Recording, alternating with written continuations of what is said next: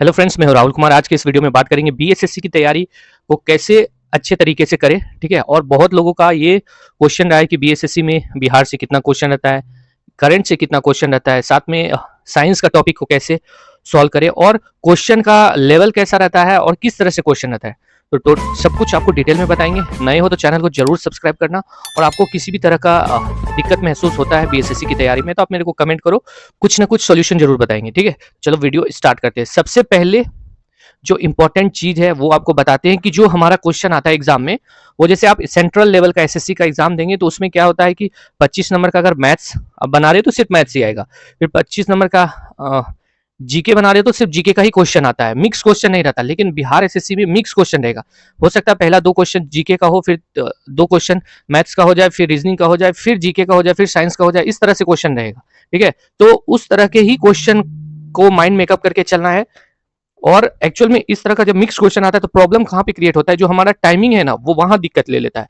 अगर एक साथ अगर मैथ्स का क्वेश्चन रहेगा तो आप लगातार मैथ सॉल्व कर लेंगे, माइंड इससे थोड़ा रिलैक्स रहता है। एक तरह का रीजनिंग क्वेश्चन रहेगा तो रीजनिंग का बना लेंगे तो उससे थोड़ा माइंड को पजलिंग नहीं होता। और अगर मिक्स क्वेश्चन आपको देगा तो थोड़ा माइंड पजल हो जाता है। ठीक है, तो इसलिए अगर आपके पास आप जो सेट बना रहे हो, सेट प्रैक्टिस कर रहे हो, तो इस तरह का अगर आपको सेट में क्वेश्चन दे रहा है तो ज्यादा बेटर रहेगा। ठीक है, क्योंकि बहुत बार देखते हैं कि क्वेश्चन कैसे देता है, पहले मैथ है तो मैथ ही दे दिया, फिर रीजनिंग है तो रीजनिंग ही दे दिया, ऐसा दे देता है अभी जो हम लोग सेट प्रैक्टिस करते हैं। लेकिन एग्जाम में आपको मिक्स क्वेश्चन पूछेगा, पजल रहेगा, सारा क्वेश्चन मिक्स रहेगा, तो उससे आपको थोड़ा सा दिक्कत होगा, क्योंकि टाइम एक्यूरेसी अपने को जो चाहिए टाइम का वो हैंडल नहीं हो पाता है। ठीक है, इसमें तो मिक्स क्वेश्चन रहेगा, तो इसको आप लोग ध्यान करके रखिएगा।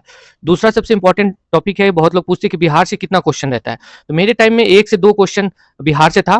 ठीक है, अब बिहार के 1-2 क्वेश्चन के लिए 2 क्वेश्चन से 2 से 3 क्वेश्चन था, उतना भी मतलब ये नहीं था कि आपको उस क्वेश्चन नहीं किए तो बहुत बड़ा दिक्कत होने वाला है, वैसा कुछ भी नहीं था। बिहार के क्वेश्चन के लिए आप एकदम परेशान मत हो जाना। ठीक है, बिहार का सिर्फ नॉर्मल सा क्वेश्चन है। सबसे पहले ये सब देखना कि बिहार के सबसे छोटा राज्य कौन है, बिहार का सबसे बड़ा राज्य कौन है, बिहार में कितने जिले हैं। ठीक है, थोड़ा बहुत क्वेश्चन पंचायती राज से आप लोग पढ़ के देख लेना। ठीक है, पंचायती राज से थोड़ा बहुत क्वेश्चन पूछता है। उसके बाद वो तो आपका पॉलिटी का पार्ट ही है। उसके बाद बिहार का सबसे गर्म स्थल कौन है, या सबसे ज्यादा अभ्रक कहाँ होता है, ये थोड़ा बहुत लास्ट ये सब कब पढ़ना है आपको, जब एग्जामिनेशन का डेट वेट आ जाएगा तो 2-4 दिन या 15 मिनट 10 मिनट आप मौका में लेके बिहार का एक थोड़ा बहुत आता है वो देख लेना। अब ऐसा नहीं कि वो 2 क्वेश्चन 3 क्वेश्चन के लिए अभी से लगातार बिहारी पढ़ रहे हो, और कभी कभी नहीं भी रहता है बिहार का क्वेश्चन, इतना जान लो। ठीक है, रही बात करेंट के क्वेश्चन, करंट हमारे टाइम में बताते 6 से 7 क्वेश्चन था। जो लेटेस्ट हुआ था ना, जैसे हमारा था उस समय की नोबेल पुरस्कार किसको दिया गया था, और ये बुक किसने लिखा है। ठीक है, इस तरह का क्वेश्चन था मेरा।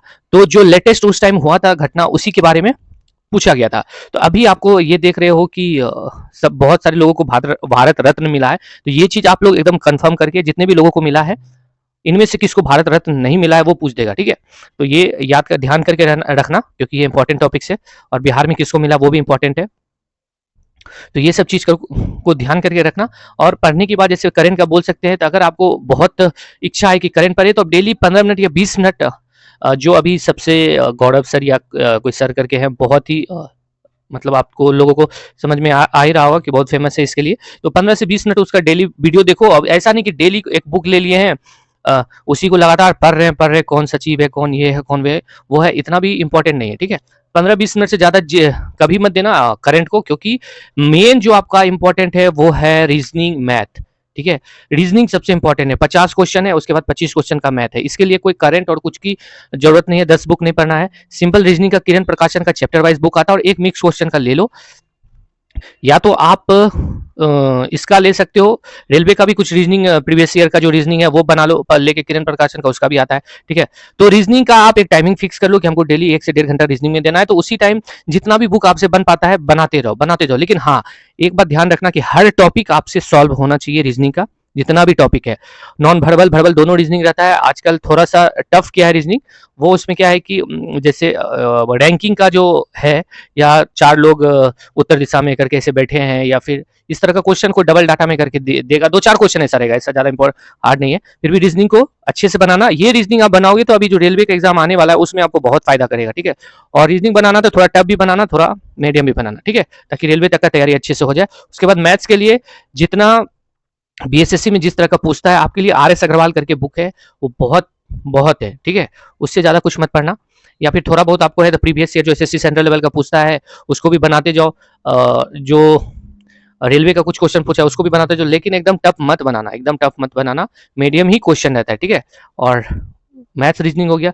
जीके के लिए क्या करें, तो जीके के लिए जीके का क्वेश्चन कैसा रहता है, आधुनिक भारत से हम देखे थे कि क्वेश्चन ज़्यादा था, ठीक है, तो उस तरह का क्वेश्चन को आप ज़्यादा कोशिश करना बनाने का।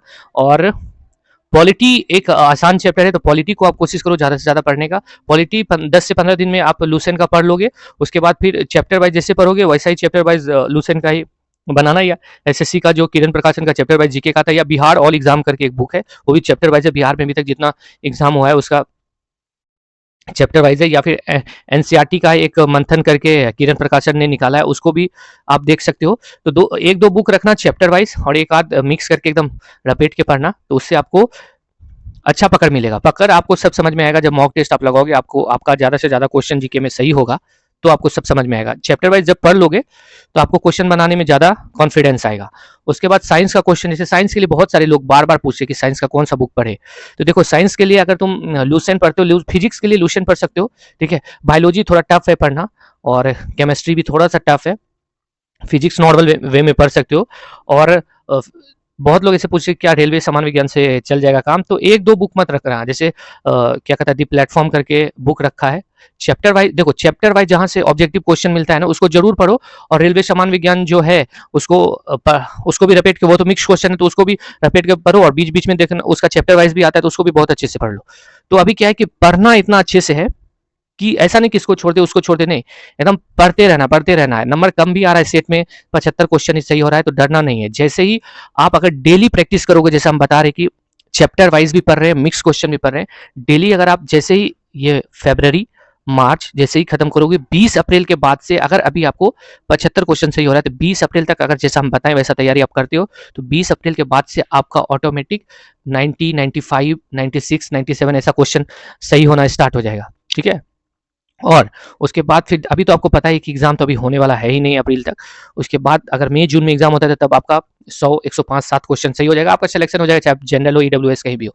मैक्सिमम हम आपको बोल रहे 110 क्वेश्चन आपको सही करना, ये मैक्सिमम हो गया, ये क्या कहता है फाइनल सिलेक्शन हो जाएगा आप टायर 2 में मेंस का एग्जाम दोगे तब भी। लेकिन अगर आप 90, 95 इस तरह से क्वेश्चन आ रहा है, 97 आपका सही हो रहा है, किसी भी कैटेगरी के हो, तो आप एकदम टेंशन मुक्त रहो। लेकिन ऐसा नहीं कि टेंशन मुक्त रहो तो आप तैयारी ही करना छोड़ो, नहीं, तैयारी अभी से एकदम प्रबल रूप से आपको करना ही पड़ेगा। और बाद में, क्योंकि देखो ये तैयारी आप जो फोर्स लगा रहे हो इसका बहुत सारे एग्जाम में फायदा हो जाएगा, तो तैयारी अच्छे से करना। कोई भी कैटेगरी हो मैक्सिमम मार्क्स लाने की कोशिश करो, चाहे गर्ल्स कैंडिडेट हो या कोई भी हो, ताकि आपको अच्छा पोस्ट मिल सके, ठीक है, 2400 ग्रेड पे मिल जाए, क्योंकि पेमेंट में बहुत अंतर रहता है और थोड़ा सा अच्छा रहता है, फिर आपको ऐसा सोचने की जरूरत नहीं होती कि ये मिल जाता तो वो मिल जाता, एक बार फोर्स लगा दो। हमेशा बोल रहे हैं कि अगर रीजनिंग में आपको कम सही हो रहा है, 40 ही क्वेश्चन सही हो रहा है, तो रीजनिंग पे थोड़ा फोकस करना, क्योंकि रीजनिंग में आप 42, 44 क्वेश्चन सही कर सकते हो, ठीक है, इजी वे में डेली प्रैक्टिस करते रहोगे हो जाएगा, ठीक है। ये जो एग्जाम है, ये एग्जाम आपको टाइमिंग से कोई मतलब नहीं है, क्योंकि बहुत टाइम दिया, 2 घंटा दिया है एग्जाम को 150 क्वेश्चन करने में, ठीक है, और उसमें 75 जीके है, 50 रीजनिंग है और 25 मैथ है। अगर 50 रीजनिंग को बनाने में आप 50 मिनट भी लेते हो, 25 रीजनिंग, 25 मैथ को बनाने में आप 25 मिनट भी लेते हो, तो कितना हो टोटल 120 मिनट में अभी भी 75 मिनट ही हुआ है, ठीक है। और जीके के लिए आपके पास अभी कितना टाइम बच गया, फिर भी 25 और 20 45 मिनट। तो इसमें इस एग्जाम का एक ही कहानी है कि आपके पास कितना नॉलेज है, ठीक है, क्योंकि टाइम रहने से क्या फायदा होगा, आपके पास नॉलेज है ही नहीं, आपको पता ही नहीं कि ये क्वेश्चन कैसे बनेगा, या पता ही नहीं ये जीके का आंसर क्या होगा, तो आप बैठे रह जाओगे, टाइम धरा का धरा रह जाएगा। इसलिए कोशिश करना ज्यादा से ज्यादा अच्छे से पढ़ें और ज्यादा से ज्यादा चैप्टर वाइज पढ़ के सॉल्व करें, ठीक है। उसके बाद सब कुछ आपके हाथ में है, कैसे क्या करना नहीं करना, और बाकी बात डीमोटिवेट कभी मत होना है, ठीक है। और उस आदमी से हमेशा दूर रहना जो कि 5, 6, 7 साल से तैयारी कर रहा है और कहीं भी सिलेक्शन नहीं हो रहा है। उसके पास जब भी जाओगे आप तो वो डिमोटिवेट ही करेगा, बोलेगा अरे यार हम इतना दिन से तैयारी कर रहे हैं, जब मेरा ही नहीं हो रहा है तो तुम्हारा कैसे होगा, ठीक है। कोई भी बंदा हो जिसका अभी अगर टेस्ट सीरीज दे रहे हो, मॉक टेस्ट लगा रहे हो, 75 क्वेश्चन अगर आपका सही हो जा रहा है तो आप सोचो अच्छे ट्रैक पे हो, 2-3 महीना अच्छे से तैयारी करोगे, आपको 90 से 100 क्वेश्चन सही हो जाएगा। बस इस बात का ध्यान रखना है कि आपका रीजनिंग में कितना सही हो रहा है। रीजनिंग बहुत ही इजी चैप्टर है, इजी सब्जेक्ट है, आप रीजनिंग को फोकस करो, आपका धीरे धीरे खुद ही स्कोर बढ़ जाएगा, ठीक है। बाकी बात और कुछ आपको दिक्कत होता है तो कमेंट करना। और कुछ लोगों का फॉर्म फिल करने में बहुत मिस्टेक हुआ है और अपलोडिंग में भी मिस्टेक हुआ है, तो वो आप बताना, तो उसके रिगार्डिंग में हम कुछ ना कुछ कोशिश करेंगे सॉल्यूशन देने का, ठीक है। चलो मिलेंगे नेक्स्ट वीडियो में। और जो भी नए हो तो चैनल को जरूर सब्सक्राइब करना। BSSC राहुल सॉल्यूशन करके टेलीग्राम चैनल है, वहाँ से जुड़ो, वहाँ पे भी आप कमेंट कर सकते हो, या डायरेक्ट कुछ पर्सनली कुछ पूछना है तो टेलीग्राम पे जाके आप मैसेज कर सकते हो, ठीक है। चलो बाय।